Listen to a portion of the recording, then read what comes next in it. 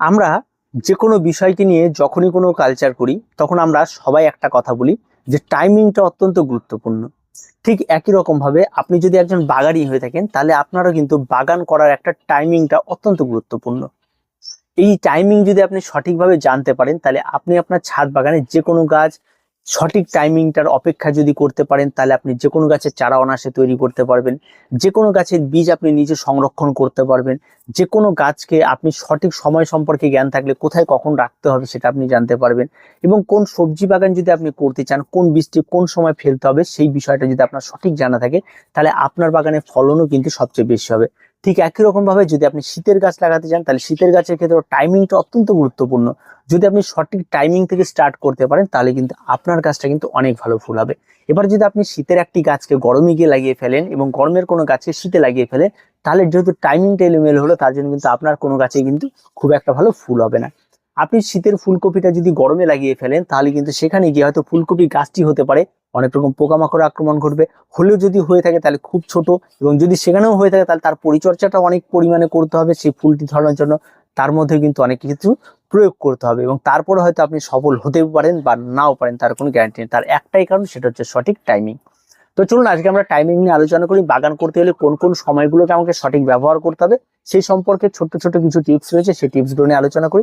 যদি আপনি এই সমস্ত টিপসগুলি মানতে পারেন বা এই টাইমিংটাকে বা সময়টাকে আপনি যদি সঠিকভাবে ধরে রাখতে পারেন বা জেনে থাকতে পারেন তাহলে আপনি ছাদ বাগানে গাছ করা একদম জলের মতো হয়ে যাবে এবং আপনি দেখবেন আপনি অনায়াসে আপনি খুব সহজভাবে গাছ করতে শিখে গেছেন।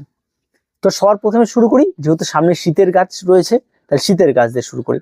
প্রথমেই বলি, শীতের যে কোনো গাছ লাগানোর জন্য আমরা সাধারণত দেখি বিভিন্ন নার্সারিতে তাদের একটা বিজনেস পলিসি থাকে এবং তারা মনে করে যে অনেক অ্যাডভান্স, মোটামুটি ভাবে সেপ্টেম্বর মাস থেকে যদি শীতের গাছ লাগানো শুরু করা যায় তাহলে সেখানে দেখা যায় যে গাছগুলি অনেকটা টাইম পাবে বড় হওয়ার, এবং তার সঙ্গে সঙ্গে তারা খুব তাড়াতাড়ি চারা তৈরি করে একটা লট দুই লট বীজ বিক্রি করতে পারবে, তারপর আবার ফেলবে আবার বিক্রি করতে হবে। তাদের এটা একটা বিজনেস পলিসি এবং তারা কিন্তু এই সময়টাকে কাজে লাগায়। ঠিক একই রকম ভাবে যদি আপনি একজন সাধারণ বাগানি হয়ে থাকেন তাহলে এই নার্সারিরা যে সময়টাকে কাজে লাগাচ্ছে সেটা দেখে হয়তো আপনারও মনে হবে এই সময়টাকে আমিও কাজে লাগাই। তখন হয়তো আপনি 10টা চারা ক্রয় করলে এই গরমের মধ্যে আপনি যদি সেই চারাগুলি লাগিয়ে ফেলেন তাহলে দেখবেন তার মধ্যে হয়তো 50% চারাই নষ্ট হয়ে যাবে, বা আপনি চারাগুলি লাগিয়ে আর দেওয়ার পরে হয়তো আপনার কাছে শেড নেই, বৃষ্টির জল হয়ে গেল বা বৃষ্টি পড়ে গেল, তাহলে কিন্তু গাছগুলি নষ্ট হয়ে যাবে। কারণ যখনই এই সমস্ত বীজগুলি দেখবেন নার্সারিতে সম্পূর্ণরূপে শেডি জায়গায় সম্পূর্ণ চারিদিক দিয়ে ঘিরে এবং তারা এটা তৈরি করছে এবং তারা সম্পূর্ণরূপে তারা রিস্কির মধ্যেই কিন্তু এই চারাগুলি তৈরি করছে। আপনি যদি একজন বাগানি হয়ে থাকেন শীতের গাছ করতে চান তাহলে তার পারফেক্ট সময় হচ্ছে অক্টোবর মাসের 15 তারিখের পর থেকে পুরো নভেম্বর মাস পর্যন্ত। এই যে একটা লং 45 ডেজ রয়েছে এটা কিন্তু একটা শীতের গাছ লাগানো কিন্তু একটা উত্তম সময়। এই সময়টাকে আপনাকে কাজে লাগাতে হবে, একটা লং সময়। এই সময়ের মধ্যে আপনি যদি কোনো কিছু বীজ ফেলতে চান তাহলে আপনাকে খেয়াল রাখতে হবে অক্টোবর মাসের 15 তারিখের মধ্যে আমি ফেলে দিব, তাহলে সেই চারাগুলি আর 15-20 দিনের মধ্যে বড় হবে। আবার নভেম্বর মাসে আপনি মোটামুটি ভাবে 10 তারিখের পর থেকে আবার সেই চারাগুলিকে আপনি প্রথম প্রতিস্থাপন করতে পারবেন। তাই অবশ্যই আপনাকে এই টাইমিংটা জানতে হবে।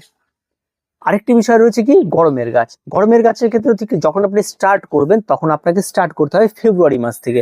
ফেব্রুয়ারি মাস থেকে যদি আপনি স্টার্ট না করেন তাহলে আপনি যখনই দেখবেন মার্চ মাস আপনার ঢুকে গেছে, কড়া সূর্যালোক, সেই সময় কিন্তু আপনার কোনো একটা গাছ যদি টবের মধ্যে লাগিয়ে রাখেন যে কোনো মুহূর্তের মধ্যে রোদ সহ্য করতে না পারে ছোট্ট বাচ্চার চারাটি কিন্তু মারা যাবে, যেটা অত্যন্ত দুঃখজনক।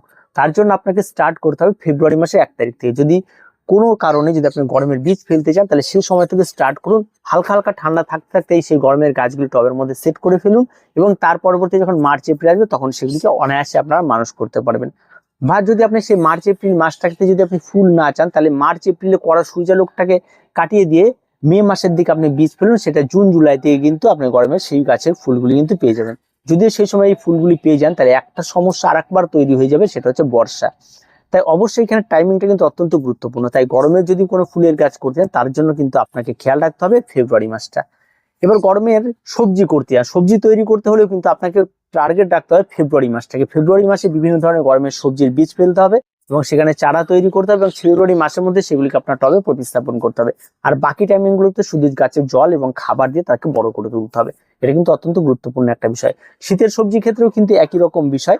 এই গাছ সবজিগুলি করার জন্য কিন্তু অবশ্যই আপনাকে সেপ্টেম্বর মাস থেকে স্টার্ট করে দিতে হবে এবং সেখান থেকে আপনাকে বীজ ফেলা, বীজতলা তৈরি করা, চারা তৈরি করা, চারা তৈরি করার পর আপনাকে অক্টোবর মাসে 15 তারিখের পর থেকে তাকে প্রতিস্থাপন করা, এই সমস্ত একটা টাইমিংটা আপনাকে মাথায় রাখতে হবে। তাহলে কিন্তু আপনি এই সময়ের মধ্যে যদি আপনি এই গাছগুলি করতে পারেন তাহলে কিন্তু সঠিক সময়ের সদ্ব্যবহার আপনি করতে পারবেন এবং আপনার বাগানে প্রত্যেকটা গাছ ভালো হবে। এবার আসি কাটিং। যে কোনো গাছের কাটিং তৈরি করা। আমরা সব সময় দেখে থাকি যে সারা বছরই কাটিং থেকে গাছ তৈরি করা যায়, আর সারা বছর যদি কাটিং থেকে গাছ তৈরি করতে হয় তাহলে আপনার বাগানে কিন্তু সেই পরিবেশটা আপনাকে দিতে হবে, যেখানে একটা শেড থাকবে, যেখানে একটা ছায়া জায়গা থাকবে, যেখানে আপনি আপনার গাছের কাটিংগুলিকে সেখানে বসাতে হবে। তবে কাটিং থেকে চারা তৈরি করার সবচেয়ে উত্তম সময় হচ্ছে জুন থেকে August, June July August September মাস পর্যন্ত। এর মধ্যে যদি আপনি কোনো গাছে যদি কলম করতে চান কলম করতে পারেন, যে কোনো গ্রাফটিং করতে চান গ্রাফটিং করতে পারেন, সেটা আম গাছ হতে পারে, জাম গাছ হতে পারে, বিভিন্ন ধরনের ফলের গাছ হতে পারে, সেই সমস্ত গ্রাফটিংগুলি আপনারা করতে পারেন। তার সঙ্গে সঙ্গে যদি গুটি কলম করতে গুটি কলম করতে পারেন, বা বিভিন্ন গাছের যে সমস্ত ইনডোর প্ল্যান্টগুলি রয়েছে তাদের যদি চারা তৈরি করতে চান, সেটা একটা সবসময় পারফেক্ট একটা সময়। তো অবশ্যই সেই সময়টাকে আপনাকে ব্যবহার করতে হবে, আর এই সময়ের মধ্যে এই সমস্ত গাছের কাটিং চারা সমস্ত কিছু আপনাকে বসাতে হবে। এবার আসি ইনডোর প্ল্যান্টে। ইনডোর প্ল্যান্ট যদি আপনি আপনার ছাদ বাগানে লাগাতে চান, মোটামুটিভাবে সারা বছর ইনডোর প্ল্যান্ট কিন্তু ছাদে পাওয়া যায়, কিনতে পাওয়া যায়। এবার যদি আপনার দেখা যায় সেই গাছটা একদম সেট করা গাছ, তাহলে সেটা আপনি আস্তে করে সেই প্যাকেট থেকে খুলবেন, এই রুট বলটিকে ভাঙবেন না, আপনি টবের মধ্যে বসিয়ে দিবেন। এই কাজটি আপনি সারা বছরের যে কোনো সময় আপনি করতে পারেন। তবে অবশ্যই টাইমিংটা মাথায় রাখবেন, কখনোই সেই সমস্ত গাছগুলি নভেম্বর মাস থেকে ফেব্রুয়ারি মাসের মধ্যে কোনো ইনডোর প্ল্যান্ট লাগাবেন না, এবং মার্চ এপ্রিলেও যে কড়া রোদ থাকে তার মধ্যেও কোনো ইনডোর প্ল্যান্ট লাগাবেন না। একটা জিনিস খেয়াল রাখবেন যে ইনডোর প্ল্যান্ট লাগানোর জন্য কিন্তু জুলাই মাস থেকে আপনারা যদি শুরু করেন, একদম আগস্ট সেপ্টেম্বর অক্টোবর মাস পর্যন্ত কিন্তু আপনারা লাগাতে পারবেন। কিন্তু যদি ঠান্ডা পড়ে যায় তখন কিন্তু সেই সমস্ত গাছগুলি কিছু করবে না। আর এই লং একটা সময়ের মধ্যেই কিন্তু আপনাকে করতে হবে এই সমস্ত গাছের রিপোর্টিং, এই সমস্ত গাছের চারা তৈরি এবং এই সমস্ত গাছগুলি সমস্ত কার্যকলাপ সবকিছু করতে হবে এই টাইমিং এর মধ্যে। এটা কিন্তু অত্যন্ত গুরুত্বপূর্ণ। এবার আসি ফার্টিলাইজার। অবশ্যই গাছে কিন্তু একটা ফার্টিলাইজার অত্যন্ত গুরুত্বপূর্ণ একটা নির্দিষ্ট সময়ের মধ্যে। যে কোনো একটি গাছ লাগিয়ে দেওয়ার পর, সেটা উইন্টার ফ্লাওয়ার হোক বা সিজন ফ্লাওয়ার হোক বা ভেজিটেবল গার্ডেন্স হোক বা ইনডোর প্ল্যান্ট হোক বা স্যাকুলেন্ট হোক, যে কোনো কিছুর ক্ষেত্রে এই গাছে খাবার দেওয়াটা অত্যন্ত গুরুত্বপূর্ণ।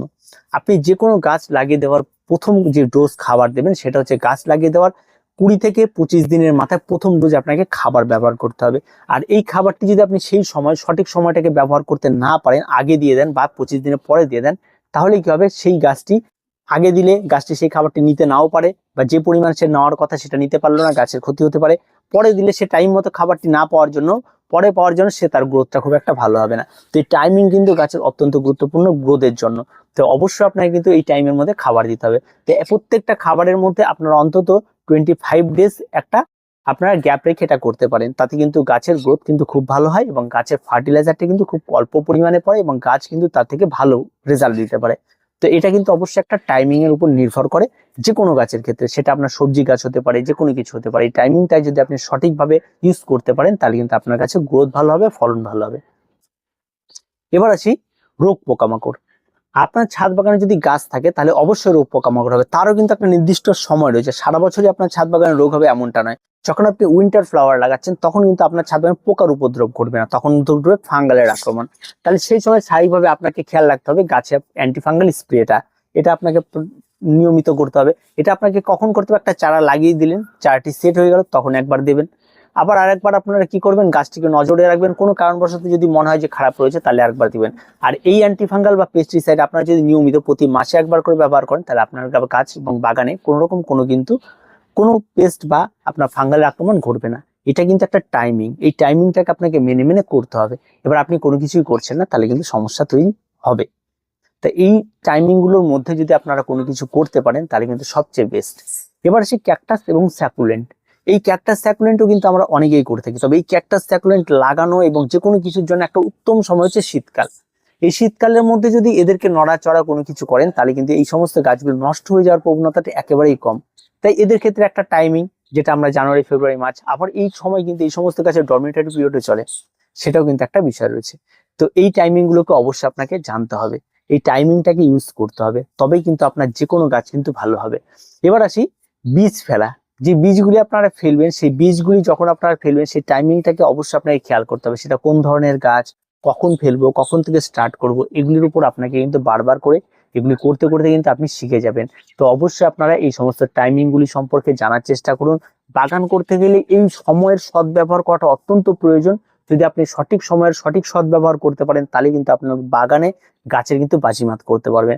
যেমন চন্দ্রমল্লিকা সারা বছর হয়ে থাকে এবং এখানে কেউ মার্চ মাস থেকে শুরু করে, কেউ ফেব্রুয়ারি মাস থেকে শুরু করে। আপনি খেয়াল করবেন যারা মার্চ মাস থেকে শুরু করছে তারা সবচেয়ে বেশি চন্দ্রমল্লিকার ক্ষেত্রে সাফার করবে, তার কারণ হচ্ছে সবচেয়ে বেশি গাছে রোগাক্রান্ত হবে, কারণ এক বছর একটা পুরনো গাছকে ধরে রাখা সবচেয়ে ব্যয়বহুল হবে। এবং আপনি যদি ওই গাছটাকে যদি জুন জুলাই মাস থেকে স্টার্ট করেন তাহলে দেখবেন আপনার গাছ খুব কম সময় লাগবে, গাছের গ্রোথ অনেক ফাস্ট হবে, গাছে খাবার কম লাগবে এবং তার সঙ্গে সঙ্গে গাছের রোগ পোকামাকড়টা অনেকটা কম হবে। এটা হচ্ছে টাইমিং এই গাছটির, তাই অবশ্যই ওই টাইমিংটাকে ব্যবহার করার চেষ্টা করুন। তো যে কোনো গাছের একটা সঠিক সময় থাকে, সেই সময়গুলোকে আপনারা বোঝার চেষ্টা করুন এবং সেই টাইমিং এর মধ্যে সমস্ত কিছু করার চেষ্টা করুন। যেহেতু আগামীকে শীতের কাল আসছে, তো শীতকালের টাইমিংটা আপনাদের বলে দিলাম। এই টাইমিংটাকে আপনারা অত্যন্ত গুরুত্বের সঙ্গে একটা বিবেচনা করে তবে গাছ বসান, তাহলে দেখবেন আপনার কাছে কোনো সমস্যা থাকবে না। আর যে সমস্ত বিষয়গুলিকে আপনাদের বলে দিলাম সেগুলি যদি আপনারা মেনে চলতে পারেন, বাগান করা আপনাদের একদম চুটকির খেলা হয়ে যাবে। তো যে কোনো মুহূর্তে যে কোনো সময় আপনারা যে কোনো পরিস্থিতিতে বাগান তৈরি করে ফেলতে পারবেন এবং কোনোই সেটা নিয়ে সমস্যা তৈরি হবে না। আর যদি কোনো সমস্যা তৈরি হয় কমেন্ট বক্সে কমেন্ট করবেন, অবশ্যই আমরা অ্যান্সার দেবো এবং আপনাদের সঙ্গে যোগাযোগ রাখবো। তো আজকে এ পর্যন্ত ভিডিওটি ভালো লাগলে অবশ্যই লাইক, শেয়ার এবং কমেন্ট করুন আর চ্যানেলটিকে সাবস্ক্রাইব করে রাখুন।